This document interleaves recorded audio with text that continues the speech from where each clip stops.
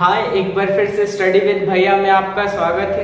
जैसा कि बाबू आज को जो चैप्टर है हम लोग का बेसिकली क्लास 8 का भूगोल का चैप्टर नंबर 3 है।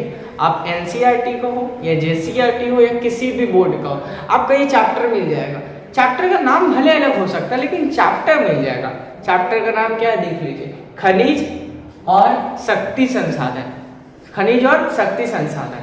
ये जो वीडियो है आपको बहुत इंपॉर्टेंस है, चैप्टर में और वीडियो में। एक्चुअली वीडियो के बारे में जान लीजिए, ये जो वीडियो आपको 2 पार्ट में आएगी, एक पहला अभी और जो एक नेक्स्ट आएगी, ठीक है।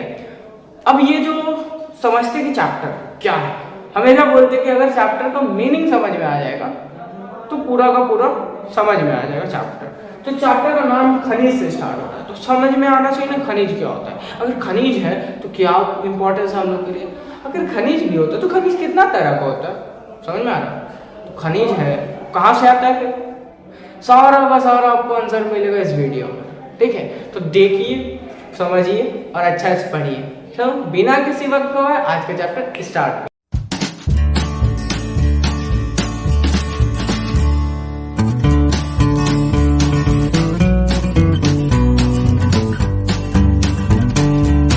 अब देखते हैं, अब पहले डेफिनेशन देख लेते हैं 2-3 का, ठीक है। इस चैप्टर में 2-3 का डेफिनेशन, फिर समझते हैं क्या होता है क्या, ठीक है।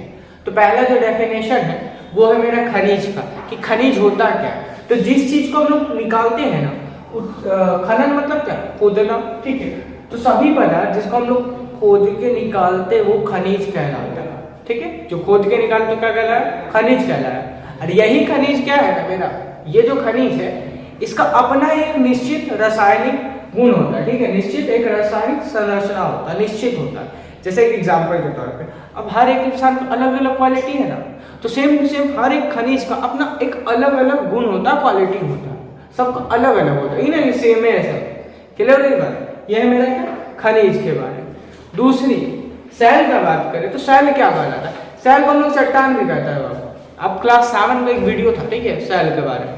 उसमें बताया था कि सेल क्या होता है, कितना तरह का होता है। इसमें बता रहे कि सेल का सिर्फ नॉर्मल डेफिनेशन क्या है। सो सेल एक या एक से अधिक खनिजों का समूहन मतलब कि ढेर सारा ग्रुप, ठीक है, ढेर सारा जिसमें खनिज हो, एक भी हो सकता है, ढेर सारा भी हो सकता है, ठीक है। जिसका अनिश्चित गौर करिएगा, अनिश्चित संगठन होता है। अनिश्चित, निश्चित नहीं होता, उसमें एक जैसा था, अपना खुद का था, इसमें अलग अलग है। अनिश्चित है, कोई निश्चित नहीं है, ठीक है। चट्टान में सेल कहलाते हैं, क्लियर हो रही बात। वैसे हाँ, आपको है ना लिखा करिएगा, नोट्स जरूर करिएगा और एक बार जरूर बुक पढ़ लीजिएगा, क्लियर हो जाएगा सारा टॉपिक, ठीक।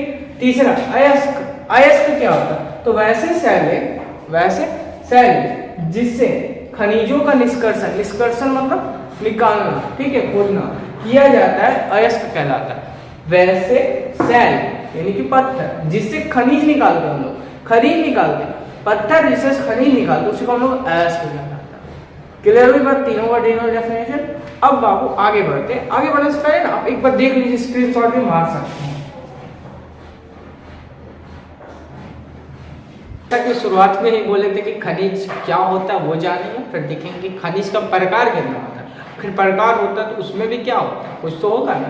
फिर देखिए सभी बोले थे कि निष्कर्षण कैसे होता है, हम लोग निकालते कैसे हैं, ठीक है, कहाँ कहाँ पाया जाता है, ये सब देखेंगे अभी। तो पहले बाबू किसका प्रकार कितना है, तो 2 प्रकार, एक धात्विक और एक अधात्विक। धात्विक मतलब होता है जिसमें धातु है, धात्विक का मतलब जिसमें धातु है, अधात्विक मतलब जिसमें धातु नहीं है। क्लियर हुई बात, जिसमें धातु और जिसमें नहीं है धातु, ठीक है। अब धातु मतलब मेटल, धातु नहीं है नॉन मेटल, ठीक है, इंग्लिश में नॉन मेटल कहते हैं। अब धात्विक भी 2 तरह का होता है, एक लौह और एक अलोह। लौह मतलब जिसमें लोहा हो, जिसमें लोहा का कुछ अंश पाया जाता है, ठीक है, आयरन का कुछ अंश पाया जाता है। अलोह मतलब जिसमें आयरन का अंश ना पाया जाता हो। अब एग्जांपल देते हैं, जैसे इसमें सोना चांदी को ले लीजिए, इसमें अलोह में, और इसमें ले लीजिए आप खुद लोहे को ले लीजिए, ठीक है। अब मैग्नीशियम को ले लीजिए, ये सारा का सारा लौह में आता है। क्लियर हुई बात, कि ये था प्रकार। अब इसमें कुछ अंतर भी है क्या, कुछ अंतर है क्या, समझिए क्या क्या अंतर है। जो मेरा धात्विक खनिज होता है ना, उसमें धातु है, पहला चीज आप समझ लीजिए। यही चीज में इसमें धातु नहीं पाया जाता है। पहला अंतर समझा रहे कि धातु किसमें पाया जाता है, किसमें नहीं पाया जाता है। तो धात्विक खनिज में धातु नहीं, मतलब धातु पाया जाता है, धात्विक खनिज में धातु पाया जाता है, अधात्विक में धातु नहीं पाया जाता है। दूसरी बात, धात्विक जो खनिज होता है ना, लगभग सब बाबू, लगभग सब कठोर होता है। हम आयरन को लेते हैं तो चबा लेते हैं क्या? नहीं ना, बहुत कठोर होता है ना, ठीक है। अब सोना को ले लेते हैं, गोल्ड को ले लेते हैं, तो क्या होता है, मेरा स्ट्रांग होता है ना, तो ये हार्ड होता है, ठीक है, हार्डेस्ट होता है। यानी धात्विक खनिज जो भी होता है मेरा मजबूत होता है, कठोर होता है। अधात्विक ऐसा नहीं होता।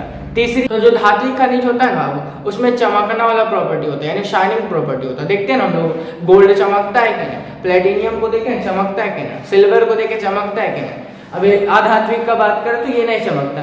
अब बोलिए भाई इसका एग्जाम्पल क्या है, एग्जाम्पल दे देते हैं। जैसे चूना पत्थर को ले लीजिए, चूना पत्थर वो नहीं चमकती है, क्लियर हो रही बात, नहीं चमकती है, अधात्विक। उदाहरण भी दे दिए। और बात करें तो धात्विक जो खनिज होता है ना, वो मेरा इलेक्ट्रिसिटी के लिए बहुत अच्छा होता है। यानी कि हम लोग अगर देखेंगे ना घर में जो भी तांबा वगैरह होता है ना, वो मेरा धात्विक खनिज में आता है, जिससे जो मेरा बिजली होता है उसमें ढेरों स्पीड में जा सकता है। यानी कि बिजली के लिए भी अच्छा है, विद्युत के लिए अच्छा है, सुचालक है। सुचालक मतलब जिसमें अच्छा से बह सके, ठीक है। और ये मेरा कुचालक होता है, अधात्विक मेरा कुचालक होता है, यानी कि जिसमें नहीं होता है काची बिजली पार। आध्यात्मिक में पार नहीं होता, धात्विक में मेरा पार होता है। ये उष्मा के लिए भी अच्छा होता है, उष्मा मतलब हीट का बात कर रहा, और ये उष्मा के लिए ठीक नहीं होता। समझ में आया बात? ये था मेरा बेसिकली दोनों का बीच में डिफरेंस। अब पता करते हैं कि ये दोनों में से हम लोग खनिज को कैसे निकालते हैं। कोई तो जरिया होगा ना निकालने का, तो उसको समझते हैं कि जो मेरा खनिज है उसको हम लोग निकालते कैसे, ठीक है। तो खनिजों का निष्कर्षण, इसमें कितना तरह का विधि होता है, यानी कितना तरह का प्रोसेस होता है जिससे हम लोग खनिजों को निकाल सकते हैं, ठीक है।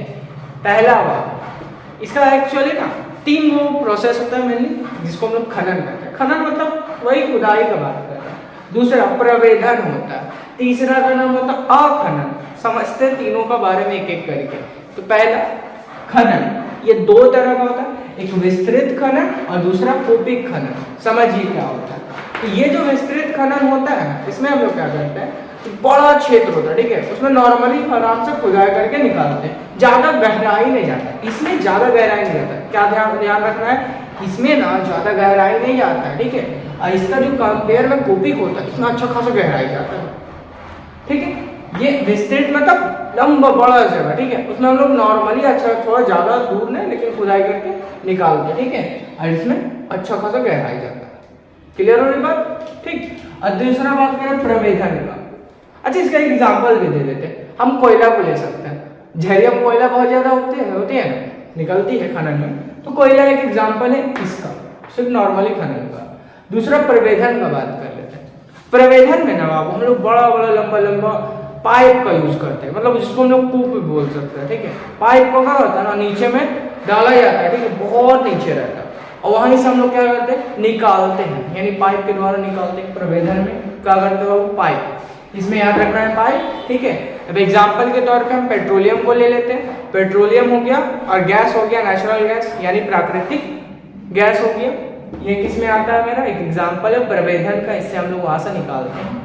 तीसरा अखनन। अखनन में ना नॉर्मली क्या करते हैं ना, ये हसुआ लेके कुदारी लेके खोद रहे खुद से ही और निकाल लिए, यानी कि इसमें हम लोग अखनन में नॉर्मली खुद से भी निकाल सकते हैं, और इसमें हम लोग को मशीन का जरूरत पड़ता है। बाकी दोनों मशीन का यही ज्यादा नहीं, कुछ ही दूरी खुदाई से निकाल लिए, अखनन हो गया। समझ में आया बात? ये था हम लोग को खनिजों का निकालने का प्रोसेस, ठीक है। अब थोड़ा सा समझ लेते हैं कि जो खनिज है, ठीक है, बहुत सारा खनिज है दुनिया में। एक एग्जाम्पल के तौर पर लोहा भी है, सोना भी है, कहीं यूरेनियम भी है, कहीं प्लेटिनियम भी है, कहीं मेरा हीरा भी है, तो कहीं कुछ है। तो मतलब दुनिया में इतना सारा है। लेकिन पर्टिकुलरली हम लोग कोई महाद्वीप का बात करें, आप कमेंट करके बताइए कि दुनिया में महाद्वीप कितना है, ठीक है। How many continents are there in the world, ठीक, कितना दुनिया में महाद्वीप, ये आपको कमेंट करके आंसर देना, ठीक है। अभी महाद्वीप के बारे में हम लोग समझते हैं, दुनिया में कौन सा महाद्वीप में प्रमुख रूप से कौन सा खनिज पाया जाता है, ओके समझते हैं। तो सबसे पहले स्टार्ट करते हैं, अगर हम लोग महाद्वीप में आए तो बेसिकली जहाँ पे हम लोग रहते हैं, भारत जहाँ पे है, एशिया। तो एशिया दुनिया का सबसे बड़ा महाद्वीप है।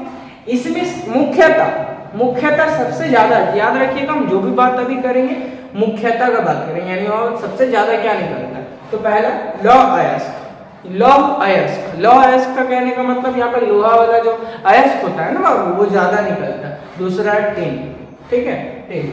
तीसरा मतलब दूसरा अगर महाद्वीप का बात करें, ये अफ्रीका, ठीक है, जानते हैं ना अफ्रीका को।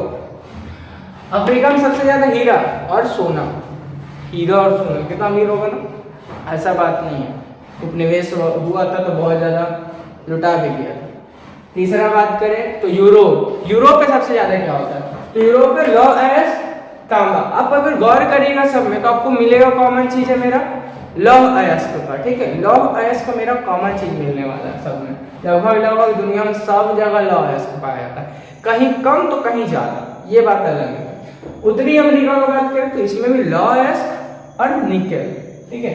अगर दक्षिणी अमेरिका का बात करें तो उच्च कोटि का लौह अयस्क मिलता होगा, यानी कि दुनिया में अगर सबसे ज्यादा पूछ दिया कि लौह अयस्क सबसे ज्यादा कहाँ होते हैं, अच्छा वाली कहाँ होती है, दक्षिणी अमेरिका में, ठीक है, और तांबा होते हैं।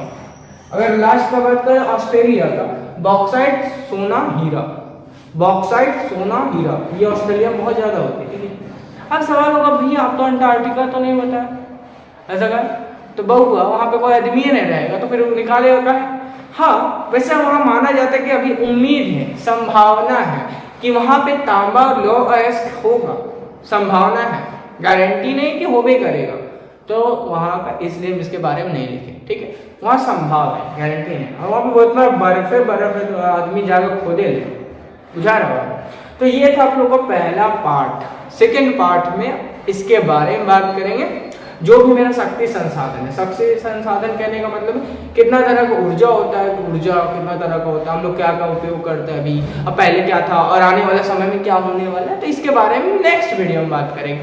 जो भी अगर डाउट हो तो नीचे कमेंट बॉक्स है, वहाँ पे कमेंट करके जरूर बोलिए। So thanks for watching. जय हिंद, जय भारत।